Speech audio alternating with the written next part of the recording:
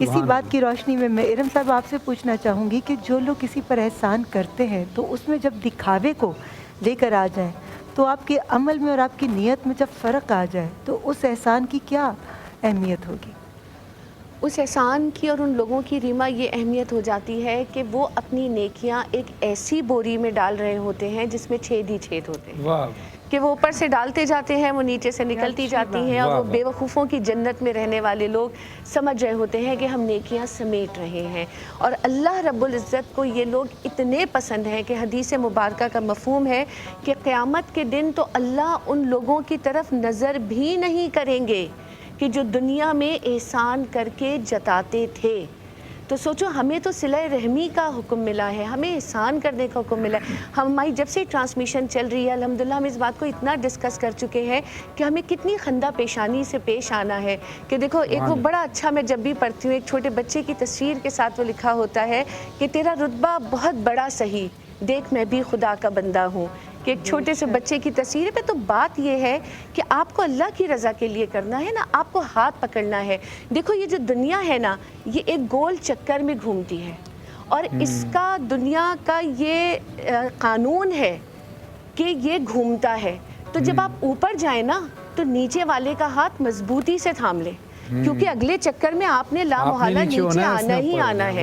हाथ पकड़े हुए होंगे तो परेशानी में नहीं रहेंगे। तो किसी के साथ नेकी करो तो ऐसे छुपाओ कि अपने आप को भी ना पता चले, क्योंकि आप वो नेकी अल्लाह रब्बुल इज़्ज़त के लिए कर रहे हो। और दुनिया के लिए कर रहे हो तब तो तबाही तबाही है, और अल्लाह के लिए कर रहे हो, खंदा पेशानी से कर रहे हो, खूबसूरती के साथ कर रहे हो, तो यकीनन अल्लाह की बारगाह में वो कबूल भी होगी और उसका अज्र सवाब भी। बस सिर्फ चंद नेकियां ऐसी होती हैं कि जिस पे जो कहा जाता है ना कि रसूलुल्लाह सल्लल्लाहु अलैहि वसल्लम भी इरशाद फरमाते हैं कि कुछ नेकियां ऐलानिया भी करनी चाहिए, जिससे मोटिवेशन है ना।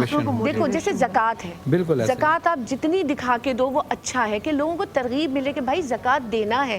लेकिन जब आप सकी का दर्जा पाना चाहते हो, सकावत करते हो, तो उसमें आप छुपाते हो क्योंकि उसमें गुरूर आ जाता है। बिल्कुल आपकी बात को आगे लेकर चलूँगी कि कुछ लोग ऐसे भी हैं कि जैसे आप किसी में कोई पैसे तकसीम कर रहे हैं, चाहे वो आपके वर्कर्स हैं या आपके गरीब रिश्तेदार हैं, और आप सबको एक ही जगह बुलाकर आप पैसों की ढेर बना लें और उनकी पोटलियाँ आप उस सब के सामने दे रहे हो कि मैं ये नेकी दूसरों पर कर रहा हूँ और मैं ये दूसरों पर एहसान कर रहा हूँ, और उसको आप उसकी कवरेज भी करवाएं।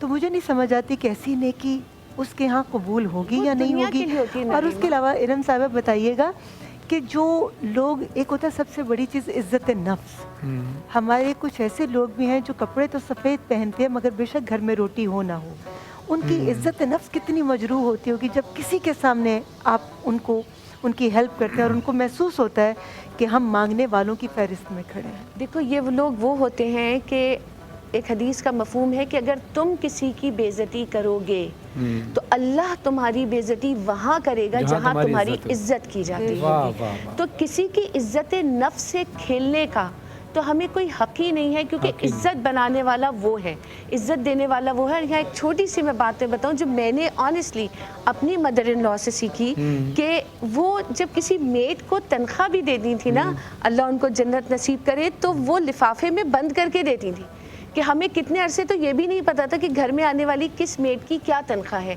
मैंने कभी उन्हें खुले हाथ से पैसे देते ही नहीं देखा।